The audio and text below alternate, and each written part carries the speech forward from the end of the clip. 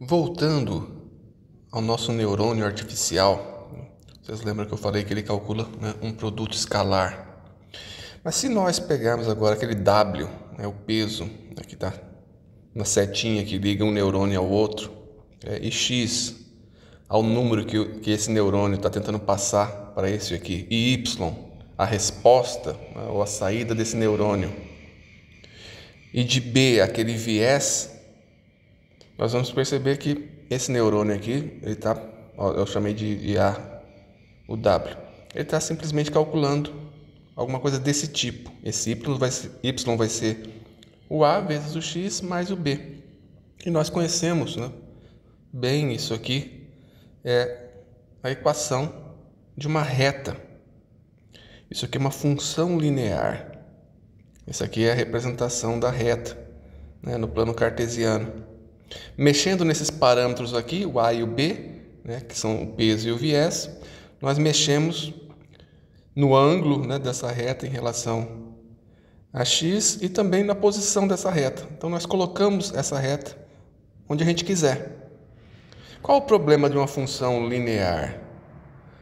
É que dependendo do que você quer representar, por exemplo, você tem vários pontos aqui, né, e você quer usar uma linha, né, para resumir esses pontos, né, para tentar representar a direção desses pontos. Esses pontos poderiam ser exemplos de alguma coisa que você está tentando aprender com uma IA, tá? Se os pontos estão assim, a gente vê que é fácil, né? Você entortar, você mexer no ângulo da linha, mexer na altura da linha, né, no ponto onde ela cruza o Y, até ela se encaixar bem nesses pontos. Agora, se seus pontos estão distribuídos de uma outra maneira, que não seja colinear, né, você já vai ter dificuldade para encontrar uma linha que represente bem esses pontos. Então, esse problema fundamental, né, dos neurônios, né, calcularem apenas uma função linear, leva a alternativas para resolver isso. E uma das mais usadas é acrescentar uma outra função. Logo depois, né, da saída do neurônio, que ele calcula a função linear dele, acrescentar uma outra função que não seja linear. A gente dá o nome dessa função de ativação do neurônio, principalmente, né, pela nossa analogia com os neurônios biológicos, né, que a gente chama, com um neurônio dispara ou ele ativa, né, quando ele atinge um determinado nível de sinal que ele recebe, ele passa esse sinal para frente. E se o sinal que ele recebe é fraco, ele não ativa, né? É mais ou menos essa analogia. Mas o importante é saber que essa função ela é não linear e com isso, né, esse neurônio passa agora a poder representar coisas que não são lineares. Então ele tem um poder maior de representação.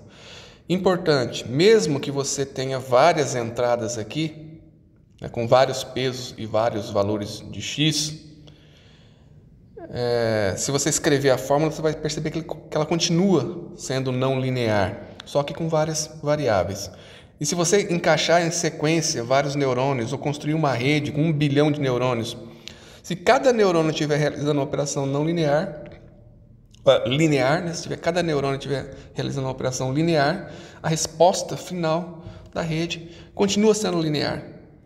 Então é importante encontrar uma maneira de permitir que a rede também represente funções não lineares. E uma das saídas é essa, criando a função de ativação. Existem várias funções de ativação, pessoal. Tem a ReLU, que eu já comentei sobre ela na aula 2, mas tem um monte de variação, né? Eu vou me detalhar aqui em 4 delas. A tangente hiperbólica, que tem essa equação aqui, e esse formato. O que é interessante vocês tentarem se acostumar? É olhar para isso aqui e perceber algumas propriedades. Por exemplo, a entrada, que é aquele valor Y, né, que é aquele resultado da função linear que o neurônio aplica, é um número que vai de menos infinito a mais infinito, não tem limite aqui, tá? Só que essa função pega esse número de menos infinito e mais infinito e coloca entre uma faixa de menos 1 e mais 1. Isso tem propriedades interessantes. Por exemplo, agora, números muito grandes, né, vão ser achatados para um número que no máximo vai ser 1. Números muito pequenos, negativos, vão ser achatados para um número menos 1. Isso pode ser legal para não deixar que alguns neurônios, né, aquele peso vai crescendo e ele vai disparando valores cada vez mais altos e que no final das contas os outros neurônios com valores muito baixos em relação àquele passam a não ter muito efeito no cálculo geral da sua IA, né? Então esse é um problema. Aqui a função é chamada aqui de sigmoide, tá? Mas que talvez o nome mais apropriado seja logística, porque sigmoide, por algumas definições, tá? Isso tem variação ainda na literatura, seria qualquer função com formato de S. Então a tangente hiperbólica seria também uma função sigmoide. Mas é só um detalhe. Então vou chamar de logística essa função aqui, que tem outra propriedade bacana. Em vez de mapear, né, de apertar aqui os números de entrada nessa faixa menos 1, 1, ela aperta nessa faixa 0 e 1. Então vai entrar qualquer número aqui, que pode ser menos infinito até mais infinito, né, um número bem pequeno negativo ou bem grande positivo. E ela vai pegar e vai alterar esse número e vai dar como saída alguma coisa que vai estar entre 0 e 1. Isso é interessante porque 0 e 1, né, quer dizer que é de 0 a 100%. Então você pode interpretar essa saída desse neurônio com esse tipo de função de ativação como uma probabilidade, né? Então você tem um neurônio aí para classificar alguma coisa, para detectar se tem um boi na imagem. E o neurônio agora, vamos supor que seja um neurônio lá da saída da rede. E você colocou uma função logística lá, logo depois da função linear do último neurônio da rede, que é um só nesse caso, que você está tentando simplesmente dizer se tem ou não um boi, então basta uma saída.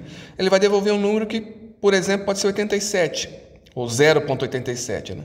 O número 87%.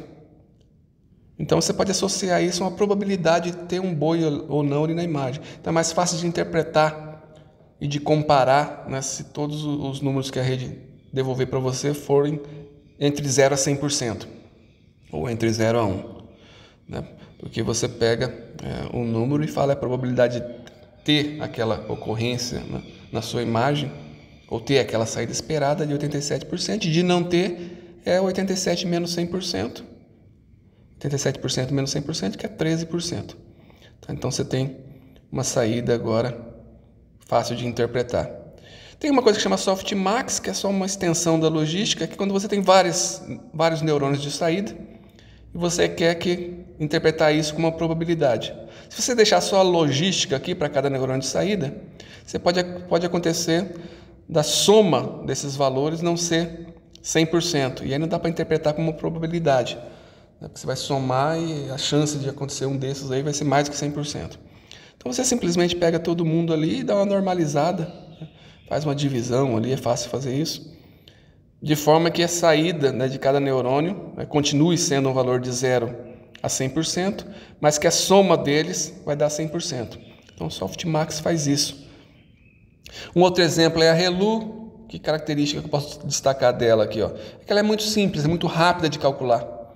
Ela pega o número que ela recebe, né, que é a saída da parte linear do neurônio, e se o número for negativo, ela transforma em 0. Se o número for positivo, ela mantém exatamente o mesmo número. Reparem agora que ela não muda, né? Quando o número é positivo, se ele for muito grande, vai continuar sendo muito grande, diferente do que acontece aqui. Então, isso pode não ser tão interessante. Por outro lado, ela é muito rápida de calcular e você pode resolver esse problema dos números muito grandes de outra maneira na rede. Uma desvantagem da ReLU é aqui, ó, como ela zera, né, os números negativos, né, isso pode ser problemático, porque esse zero, né, pode se difundir para frente, né, da rede. Lembra que essa é a saída que vai ser multiplicada por um peso e vai para frente. A hora que multiplicar 0 por um peso, vai continuar 0. Isso pode ser problemático, embora dê para resolver também de outras maneiras. ReLU é uma função bastante usada. Um outro problema é que a derivada dessa função aqui, nesse pedaço, vai ser 0 também. E aí dá problema num algoritmo que eu ainda vou mostrar, de retropropagação, quando a derivada é 0. Nós já tivemos uma ideia, né, de que derivada 0 pode ser problema quando você está tentando otimizar a sua IA. Fazer aquela busca naquela cordilheira, né, que vocês têm lá.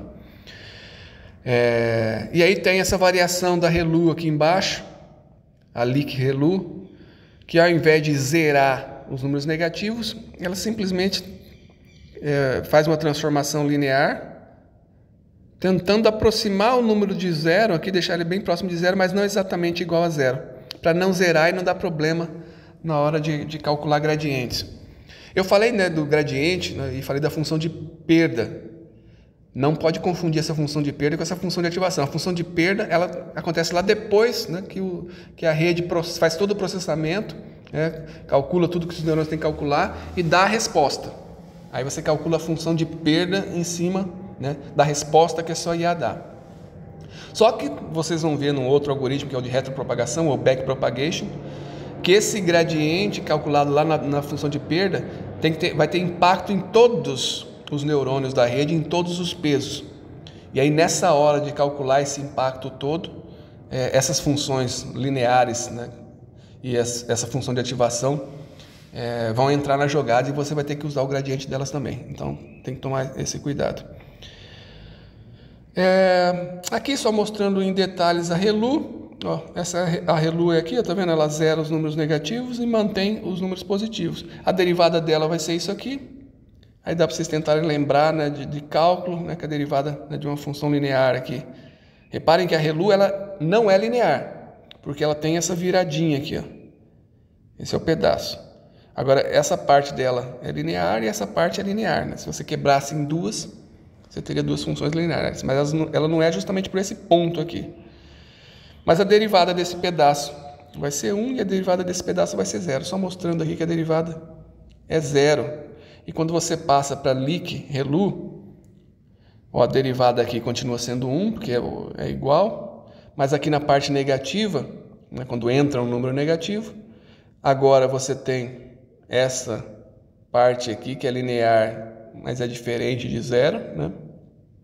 Ela vai, né, descendo aqui. E aí a derivada não vai ser 0, vai ser esse valor aqui, um pouco acima de 0 aqui em azul. E aí você se livrou daquela derivada 0. Para fechar, vou voltar aqui à nossa função logística, né, que alguns chamam de sigmoide. E a derivada dela. Ó, a derivada tem algumas propriedades bacanas também. Reparem que a derivada, que está pontilhada aqui, ó, tem valor máximo, ó, o valor maior dela é aqui, ó, no ponto de maior indefinição da sigmoide. Lembra que a gente quer usar isso aqui para interpretar como uma probabilidade. Então, na região onde as derivadas são altas, a probabilidade está girando em torno de 50%, o que é ruim, né? É uma resposta ruim para uma IA. Ela está muito indecisa. Mas quando a derivada vai baixando, ó, tanto aqui quanto aqui, quer dizer que a resposta desse neurônio é uma resposta que está ou mais próxima de 100% ou próxima de 0. Como durante a aprendizagem, né, uma das coisas que você quer fazer é achar pontos de mínimo, quer dizer, pontos onde a derivada é 0, esse tipo de neurônio, quando você encontra, né, um lugar onde tem uma derivada próxima de 0, isso quer dizer que esse neurônio está dando respostas aqui mais certeiras, ou próximo de 0% ou próximo de 100%. É claro que isso aqui, né, é uma função de ativação, não é a função de perda, e eu vou mostrar por que no final das contas você precisa calcular a derivada dela também, além da derivada da função de perda. Mas isso eu vou mostrar em outro vídeo sobre a retropropagação. É isso aí, pessoal.